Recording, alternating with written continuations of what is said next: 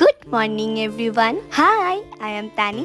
Welcome to my new blog. থেকে উঠেই প্রতিদিনের মতন গোপু সোনার দর্শন করে আমার গোপু সোনাকেও একটু আদর করে নিলাম, তারপরেই বেরিয়ে পড়লাম ব্রাশ করতে। দেখো 1 2 3 করে অনেকগুলো গুনেই ফেলেছি প্রায়। তোমরা কারা কারা খেতে ভালোবাসো বাতাবি? দিনটা ছিল মঙ্গলবার, বিপত্তারিণী ব্রতর দিন, আর আমি আজকে এই সুতির শাড়িটা নতুনই ভাঙলাম আর পায়ে আলতাও পরে নিয়েছি। কম বেশি প্রতিটা বাঙালির ঘরেই কিন্তু আমরা এই ব্রতকথা পালন করে থাকি। প্রতি বছরের মতন এই বছরও মাসি আমাদের জন্য ডালা রেডি করে রেখেছে, আর মাসির বাড়িতে প্রথমে গিয়েই ডালাটা নিয়ে মন্দিরে যাব। এখন আবার যাচ্ছি বড়মশাইয়ের গাড়ি করে। ভাগ্যিস ও এলো, না হলে হয়তো আমার পুজো দেওয়াটাই হতো না। কিন্তু ওই যে মনে ভক্তি থাকলে ভগবান একটা না একটা পথ ঠিক বার করে দেয়। এই দিন মন্দিরে প্রচুর ভিড় হয়, বাবানকে কেউ না ধরলে পুজো দেওয়াটা ওকে নিয়ে কোনোভাবেই সম্ভব না। জানো তো এই দিনটার জন্য অনেকটাই ভয়ে ভয়ে ছিল, কিন্তু ওই যে ভয়কে জয় তো একমাত্র মানুষই করতে পারে। জীবনে এই সময়গুলো আসা খুব দরকার, কারণ এই সময়গুলোই জীবনে অনেক বড় শিক্ষা দিয়ে যায়। কিছু সময় বুঝিয়ে দিয়ে যায় যে আনন্দের সময় সবাইকে কাছে পেলেও নিজেদের কষ্টের দিনে প্রয়োজনের সময় কাউকেই কাছে পাওয়া যায় না। তুমি একদিন ভালো খাবার খেলে, ভালো পোশাক পরলে